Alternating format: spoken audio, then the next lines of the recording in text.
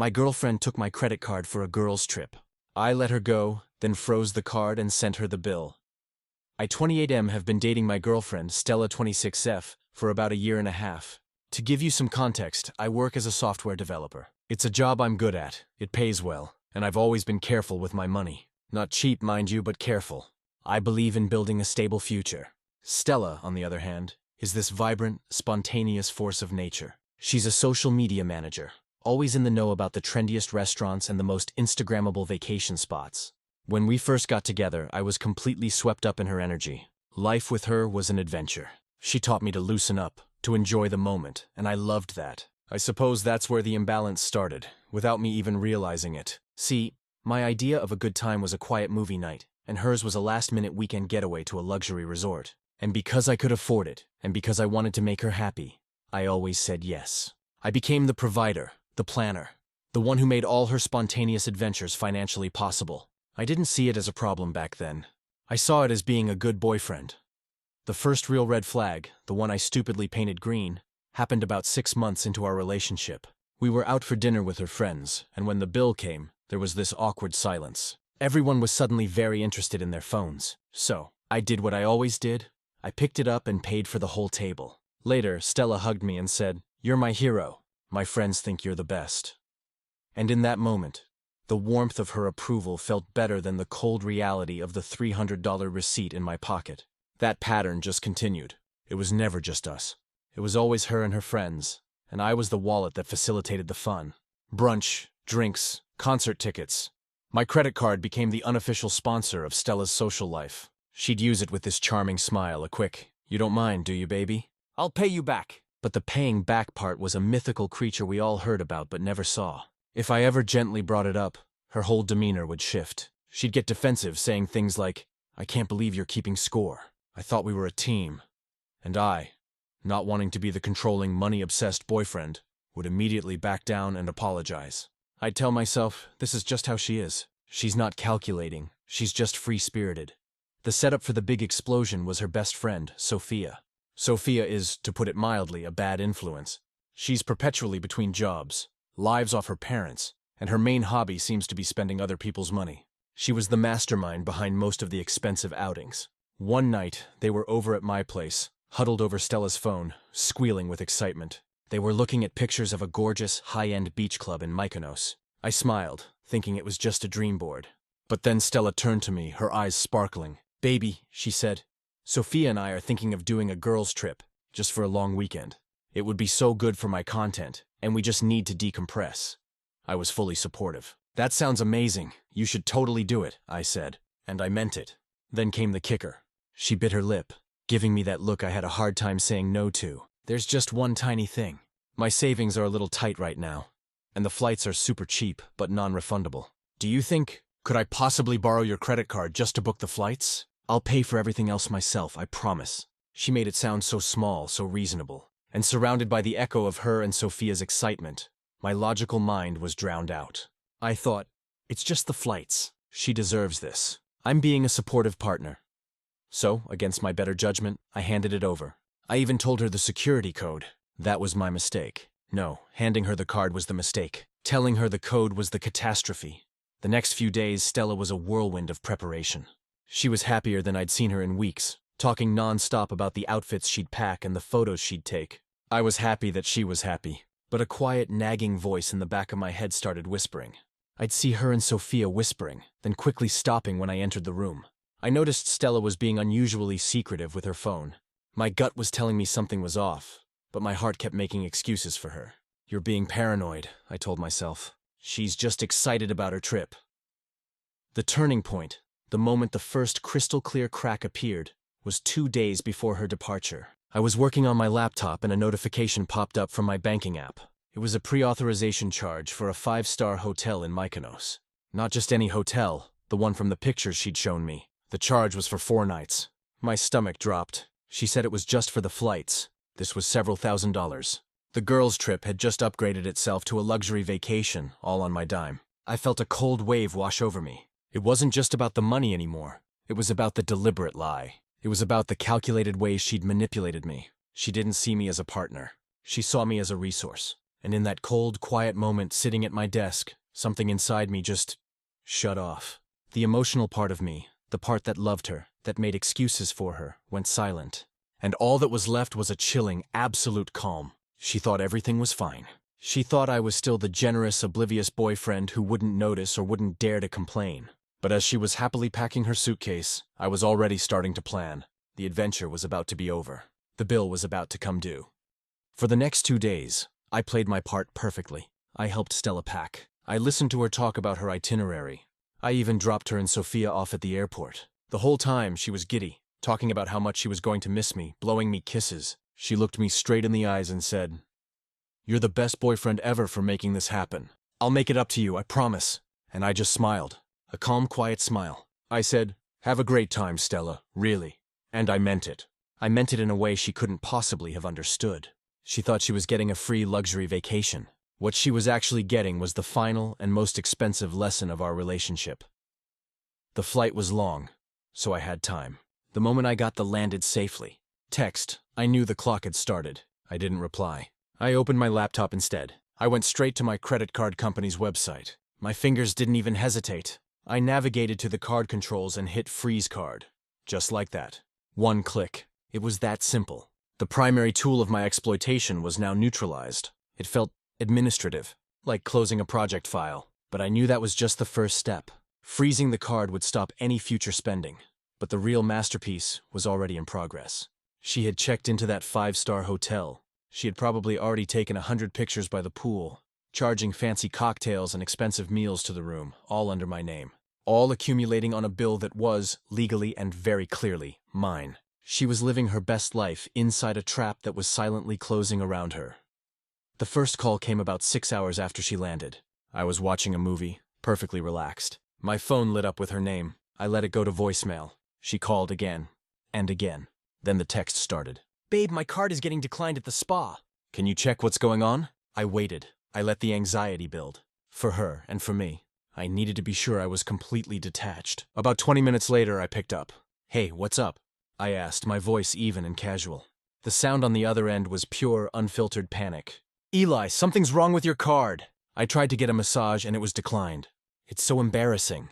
I could hear Sophia complaining in the background. "Did you call the bank?" I asked, as if I was troubleshooting a problem for a coworker. "Yes, they said the card is frozen. You need to call them and unfreeze it right now." This was the moment. This was where the old me would have jumped, apologized, and fixed it to avoid a scene. But the old me was gone. I took a slow breath. "I know it's frozen, Stella," I said, my voice dropping to that calm, low tone. "I froze it." The silence on the other end was deafening. It was so quiet I could almost hear her worldview shattering. You what? Why would you do that?" "Eli, this isn't funny. I'm stuck here." And then it came. The shift. The moment of public humiliation, but in reverse. Because she wasn't being humiliated in front of strangers. She was being humiliated in front of the one person whose opinion she thought she controlled. Me. Her voice lost the panicked girlfriend tone and turned hard, entitled, "Unfreeze it. Right now. Do you have any idea how embarrassing this is? Sophia's right here." That was her priority. Not an apology, not an explanation. Her embarrassment in front of Sophia. That was the final confirmation I needed. "I do have an idea," I replied, still perfectly calm. "But here's the thing. You told me you were only using my card for the flights. You promised you'd pay for everything else." "I saw the hotel charge, Stella. The one you never mentioned. The one you lied about." She sputtered. "We can talk about that when I get back. This is not the time. I need you to fix this." And then she said the words that sealed her fate, the true mic-drop moment of the entire confrontation. She said with utter seriousness, "If you loved me, you wouldn't do this to me." There it was. The ultimate manipulation. The emotional nuclear option. I didn't get angry. I actually almost smiled. "All right," I said, my voice quiet and final. "If that's how you see it." And then I hung up. I didn't yell. I didn't block her. I just ended the call. I put the phone down, and that was it. The emotional part of our relationship was officially over. All that was left was the cleanup, and I had just the tool for the job. After I hung up on Stella, the silence in my apartment was the most peaceful sound I'd heard in months. It was over. The performance was done. The part of me that had been twisting myself into knots to please her, to earn a love that was conditional on my credit limit, was finally gone. I felt light, and that lightness gave me all the clarity I needed to do what came next. My phone started blowing up immediately, of course. Calls from Stella. Texts that rapidly cycled through anger. How dare you hang up on me? Panic. The hotel is asking for a payment method. And eventually, attempts at guilt. I'm scared and stranded. How can you be so heartless? I didn't block her number. I wanted to see the entire process unfold. But I didn't reply to a single message. Not one. Silence, I had learned, is the most powerful response to someone who is used to controlling you with drama. It deprives them of the fuel for their fire. My silence was my new boundary. While she was spiraling on the other side of the world, I was at my desk, working with a focus I usually reserved for complex coding problems. This was just another system to debug. The first step was to ensure total financial separation. I didn't just leave the card frozen. I logged into every single account we had ever shared. The streaming services, the food delivery apps, even the online grocery account where she had her own profile. One by one, I changed the passwords and removed her access. It was methodical, clinical. With every click of the Remove User button, I could feel another thread of her control over my life being cleanly snipped. It wasn't about being petty. It was about reclaiming my territory, my space, my money, my peace. They were mine again. But the centerpiece, the main event, was still the hotel bill. I knew how this worked. When you check into a hotel, they authorize your card for the estimated stay. But the final bill isn't settled until you check out. Stella was still checked in. She was still there, likely racking up more charges for room service and minibar items, thinking she could somehow bully or guilt me into paying for it all. She was treating this like a lover's quarrel. I was treating it like a breach of contract. So I picked up the phone, not to call her, but to call the hotel directly. I got through to the front desk manager. My voice was polite, professional, and utterly emotionless. "Good morning," I said. "My name is Eli Bennett. There seems to be a misunderstanding regarding room 501. My credit card was used to secure the booking without my explicit authorization for incidentals. The individual currently staying in the room, Stella Garcia, is not an authorized user on my account. I need to formally dispute any and all charges beyond the original, non-refundable booking that was made." The manager was understandably cautious, but I was prepared. I had my card details, my ID information, everything. I sounded calm, reasonable, and certain. I wasn't an angry boyfriend. I was a customer reporting fraudulent use of his account. I could hear the shift in the manager's tone. He understood. This wasn't a he said she said drama. This was a clear-cut financial dispute. He informed me that the guest, Ms. Stella, would be personally liable for all outstanding charges upon checkout. "That is perfectly understandable," I said. "Thank you for your help." I hung up. The trap was now officially set. The hotel, to protect its own finances, would now be my collection agency. They wouldn't let her leave without settling that bill. The final piece was the one I'd been planning from the very beginning. The bill itself. I opened my email. I found the original hotel confirmation receipt, the one with the several $1,000 charge that had started it all. I created a new email. The subject line was simple and brutal. "Hotel charges, your responsibility." I didn't write a long, emotional letter. I didn't call her names or list my grievances. That would have given her the emotional engagement she craved. Instead, I wrote exactly 3 lines, cold and clean as a surgical knife. "Stella, as per our conversation and the fraudulent use of my card for these charges, I have formally disputed this with the hotel and the credit card company. This bill is now yours to settle. Do not contact me again." I attached the hotel receipt, a PDF copy of the credit card statement highlighting the charge, and a screenshot of the text where she had promised to only use the card for flights. Then I hit send. There was no moment of dramatic hesitation. It was just the final, logical step in the process. I had provided her with all the evidence she needed to understand exactly why this was happening. It wasn't an argument. It was a statement of fact. I had taken back control, not with a scream, but with a spreadsheet. And as I closed my laptop, I knew the real show was just about to begin for her. She was alone in a luxury hotel, with a bill she couldn't pay, and the only person she could blame was herself. For the next 48 hours, my phone was a window into a complete and total meltdown.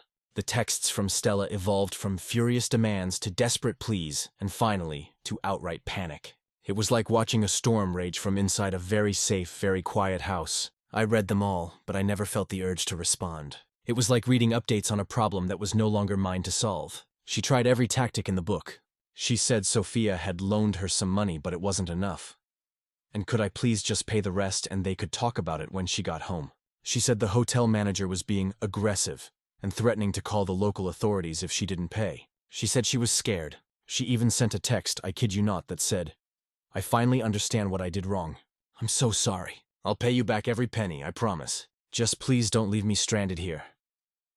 That was the closest she ever came to a real apology. And even then, it was coded in the desperation of her situation, not genuine remorse. It was a means to an end, and my silence in return was my final answer. I found out the full story later, pieced together from her frantic texts and a very brief, very awkward call I had with the hotel manager to confirm the financial dispute was resolved.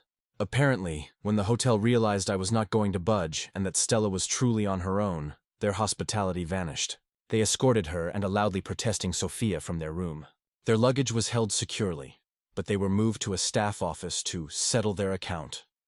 They had to empty their own savings, and from what I gathered, Sophia's parents had to wire a significant amount of money to cover the rest. The luxury decompression trip ended with them being driven to a budget airport hotel by a stern hotel security guard. Their 5-star dream evaporated. They had to change their flights home at a massive cost, flying back economy class instead of the premium seats they'd booked on my card. The Instagram feed that was supposed to be filled with glamorous poolside photos and sunset cocktails was silent. The only thing she brought back from that trip was a massive financial hole and a harsh lesson in consequences. About a week after she returned, I got one last text. It was simple. "I'm back. We need to talk." "I'm coming over," I didn't reply. Instead, I waited. An hour later, my doorbell rang. I looked through the peephole, and there she was. She looked tired. The vibrant, sparkling energy was gone, replaced by a pinched, anxious expression. I opened the door, but I didn't step aside to let her in. I just stood there, calm and silent, waiting. "Eli," she began, her voice trembling, ready to launch into what was surely a well-rehearsed speech of apology and explanation. I didn't let her. "There's nothing to talk about, Stella," I said, my voice even and firm. "It's over." She looked stunned, as if she truly believed that after all this, we could just go back to normal. But I learned my lesson. I see how I took you for granted. "We can fix this," she pleaded, tears starting to form in her eyes. This was the moment the old me would have folded. But the new me just looked at her, completely unmoved. "This wasn't a lesson for you," I said, my tone final. "It was a consequence. For me, it was a lesson. I learned my own worth. Now please leave." I closed the door before she could say another word. I heard a soft sob on the other side, then the sound of her footsteps walking away. That was the last time I ever saw or spoke to her.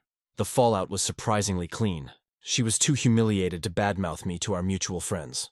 In fact, the story that eventually trickled out from her perspective was so messy and made her look so bad that most people just quietly took my side. I didn't have to fight that battle. The truth had already done its work. These days, my life is quiet, peaceful. I go on dates, and I'm careful. I look for kindness and respect, not just sparkle and excitement. I'm not jaded. I'm just smarter. I protected myself. I reclaimed my peace, my money, and most importantly, my self-respect.